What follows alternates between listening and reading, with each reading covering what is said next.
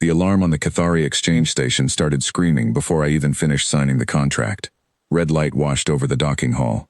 My thumb was still pressed on the data slate when the auctioneer's eyes went wide, all four of them at once, and he yanked the slate away from me like it had turned hot.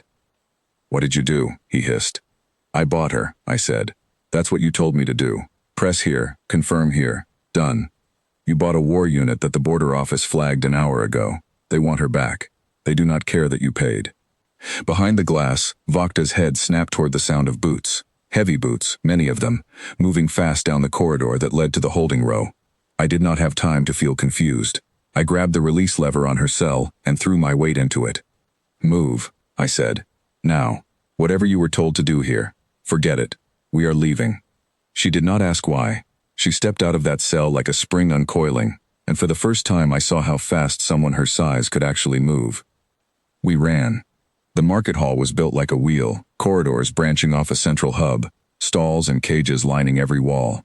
Cathari traders scattered as we passed, folding into doorways, pulling shutters down over their stalls. Nobody wanted to be standing in the open when station security came through. "Which way to your ship?" Vokta asked.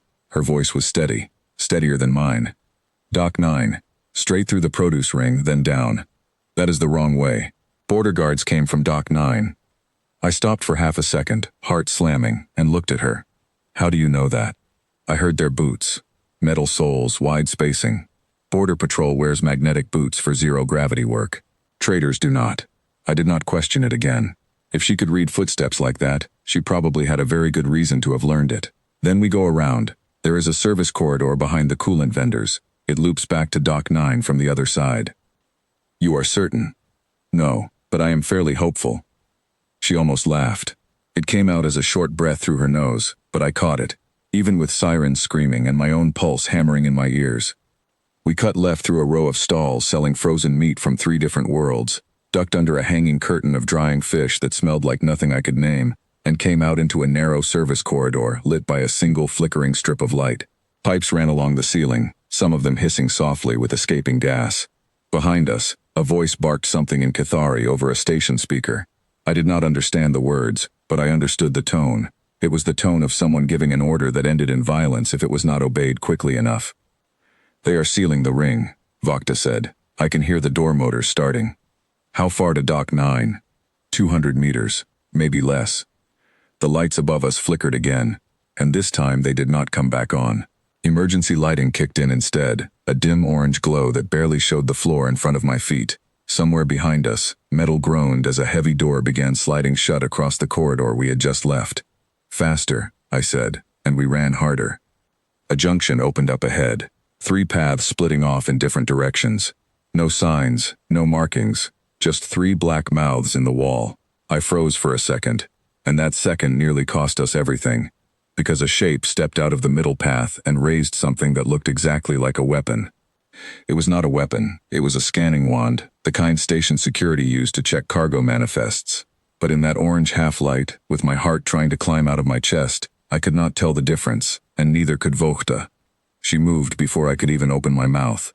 Not toward the guard, but sideways, into me, knocking me flat against the corridor wall as the wand's scanning beam swept through the space where my head had been a moment before. The beam hit a coolant pipe instead, and the pipe let out a long hiss of pale gas that filled the junction in seconds. The guard staggered back, coughing, waving a hand in front of his face. The gas was not dangerous, I would learn later, just an old refrigerant used to keep the produce stalls cold, but it stung the eyes and throat enough to buy us exactly the few seconds we needed. "This way," Vokta said, pulling me down the left path before the guard's eyes cleared. We came out of the gas cloud into a wider corridor, and there, at the far end, past a row of cargo lifts, I could see the blue glow of Dock 9's entry gate. "There," I said. "That is my ship. They will be waiting at the gate, probably. Then we do not go through the gate." I looked at her, confused, and she pointed up. Above the cargo lifts ran a maintenance walkway, a thin metal grid bolted to the ceiling, barely wide enough for one person to crawl along. It ran the length of the corridor and disappeared through a vent near the dock's blue glow. "You want to climb up there?" I said. "I want to live. This is how we do it." She laced her fingers together and gave me a boost before I could argue, and then she climbed up after me without any help at all, gripping the edge of the walkway and pulling herself through the gap like it weighed nothing. The walkway groaned under our combined weight, but it held. We crawled along it in silence, past the tops of cargo containers stamped with symbols from a dozen different worlds, until we reached the vent near Dock 9. Through the metal grate, I could see 2 guards standing at the gate, scanning every person who passed below. "We cannot go through the vent without them seeing us," I whispered. "We do not need to go through it. We need them to look somewhere else." She pulled a small tool from her belt, something the cell guards had apparently missed when they searched her, and used it to short out a light fixture bolted to the wall near the guards. Sparks showered down, and both guards spun toward the noise, weapons raised, shouting at each other in Cathari. "Now," Vakta said, and we dropped down from the walkway behind them, sprinted the last 30 meters to the gate, and slid through the entry scanner just as the alarm on it began to sound. My ship sat at the end of the dock, small and battered and, at that moment, the most beautiful thing I had ever seen in my life. "Get the ramp down," I shouted, already keying the remote unlock on my wrist device. The ramp hissed open, and we scrambled up into the cargo bay, and I slammed my palm against the emergency close panel before we had even fully cleared the doorway. The ramp sealed shut behind us with a heavy clang just as something struck the outer hull, a dull thud that rattled through the deck plating. "They are shooting at us," Vakta said, flat and calm, like she was reading a weather report. "Yes, they are. Strap in." I ran for the cockpit, dropped into my seat, and fired the engines before the safety checks had even finished cycling. The ship shuddered, complained, and then lurched away from the dock as the clamps released. Outside the viewport, the Cathari station fell away behind us, and 2 patrol ships peeled off from a docking ring near its base, engines flaring, turning to follow. "They are not letting this go," Vakta said. She had followed me into the cockpit and stood behind my seat, gripping the frame with both hands as the ship rocked. "No, I did not think they would. You should not have bought me. You should have walked away." I glanced back at her for half a second before turning my attention back to the controls. "I do not walk away from people," I said. "Now sit down before you fall over." She sat in the co-pilot's seat, and for the first time I saw something on her face that was not calm, and was not calculation. It was fear, quick and honest, gone almost as fast as it appeared. The patrol ships closed the distance fast. My little cargo hauler was built for hauling, not for outrunning anything, and the 2 Cathari ships had the sleek lines of vessels built for exactly this kind of chase. "They will catch us before we reach the jump point," Vokta said, watching the tracking display. "I know. I need another option. There is an asteroid field 11 degrees off our current heading. I saw it on the approach charts back at the station." "You read approach charts while you were locked in a cell." "I read everything I could see. It was the only thing to do." I did not waste time being impressed. I banked the ship hard, and the stars outside the viewport swung sideways as we changed course toward the field she had described. Alarms chimed on the console, warning me about proximity hazards, and I silenced them without looking. "This is not exactly safe," I said. "Safer than staying in open space with them behind us." The first asteroids appeared ahead, dark shapes tumbling slowly against the starfield, some small as a fist, others larger than my entire ship. I threaded us between the first cluster, engines whining as I pulled tight turns to avoid collision, and behind us the patrol ships followed, matching every move. "They are gaining," Vokta said. I noticed. A rock the size of a house tumbled directly into our path, and I rolled the ship hard to starboard, missing it by a margin so small I felt the hull shudder from the near miss. Behind us, one of the patrol ships was not so lucky, or not so skilled, and its wing clipped a smaller fragment, sending it spinning off course, engines flaring as its pilot fought to regain control. "One down, one still coming." "There is a gap ahead," Vokta said, pointing at a narrow channel between 2 larger asteroids. "Small, very small." "How small?" "Small enough that only one ship can fit through at a time." I understood immediately what she meant, and I did not like it, because it meant flying through a gap so tight that a single mistake would end everything. But the alternative was letting the last patrol ship catch us in open space, and that felt worse. "Hold on," I said, and pushed the ship forward. The gap rushed toward us fast, faster than felt survivable, and for one long second I could see every scrape and dent on the rock walls on either side of the viewport, close enough to reach out and touch. Then we were through, clear space opening up ahead of us, and I heard Vokta let out a breath she had clearly been holding.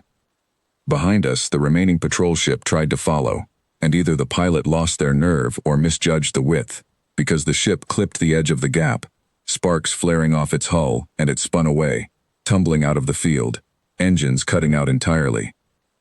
They are not following anymore, Vokta said, watching the tracking display go quiet. Good. Because I do not think I could do that a second time. We cleared the far edge of the asteroid field, and ahead of us, the soft blue shimmer of the jump point came into view, exactly where the navigation computer said it would be. I lined up the ship, checked the readings twice, and then a third time, because after everything that had happened, I did not trust anything to go smoothly on the first try. Jump in 10 seconds, I said. Vokta did not answer. She was watching the rear display, where the station and its patrol ships had shrunk to nothing more than distant points of light, fading behind the dark shapes of tumbling rock. The jump drive engaged with a low hum that built into a deep vibration through the deck plating, and then the stars outside the viewport stretched into long streaks of light, and the ship surged forward into the folded space of the jump lane. The shaking stopped, the alarm stopped. For the first time since the auctioneer's eyes had gone wide back on the station, everything was quiet. I sat back in my seat and let out a breath so long it felt like I had been holding it since the docking hall. We made it, I said. For now, Vokta said, but there was something different in her voice this time, something lighter than before. I turned to look at her properly. For the first time since the chase had started, her knuckles, still healing from whatever had happened before I met her, were gripping the edge of her seat, and slowly, deliberately, she loosened her hold and let her hands rest flat on her knees instead. You saved my life back there, I said, more than once. You bought my freedom. I was only paying part of it back. That is not how debts work. You do not owe me anything. She looked at me, and for a long moment neither of us said anything, the jump lane humming quietly around us, the ship steady on its course for the first time in what felt like hours. Where are we going? She finally asked. Home. My home. For now, unless you have somewhere else in mind. I do not have anywhere else. Then that settles it. She nodded slowly, and something in her shoulders eased, a tension I had not even noticed until it left her. Outside the viewport, the streaked light of the jump lane rolled past in endless bands of blue and white, steady and calm, nothing like the chaos we had just left behind.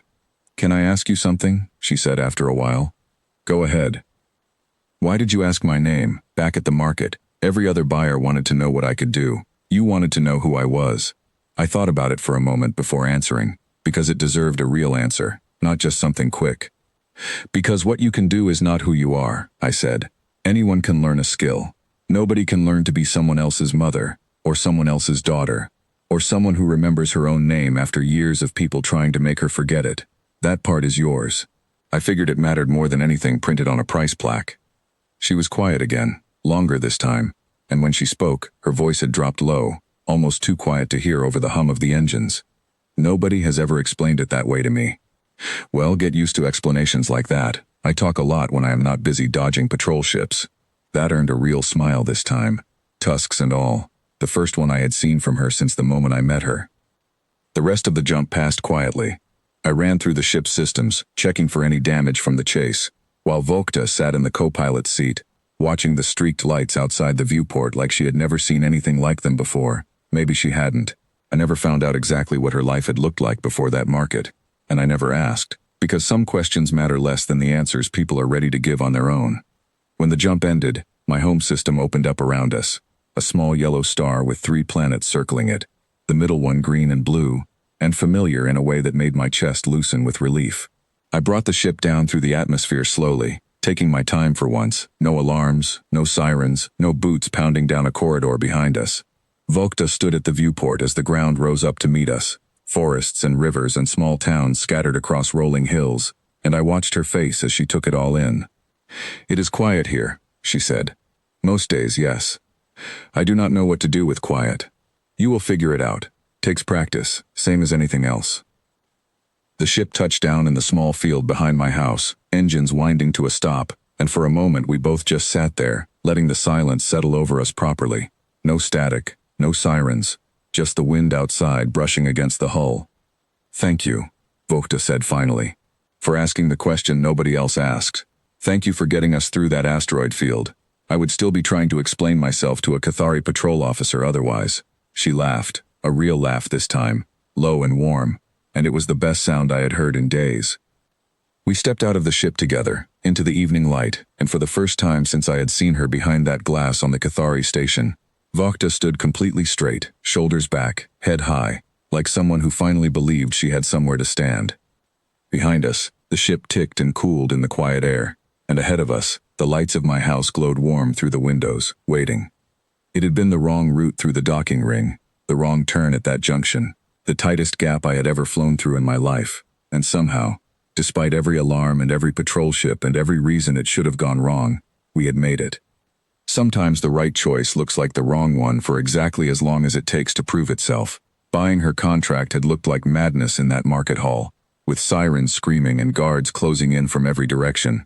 But watching her walk toward my house that evening, steady and unafraid, I understood that it had never really been a risk at all.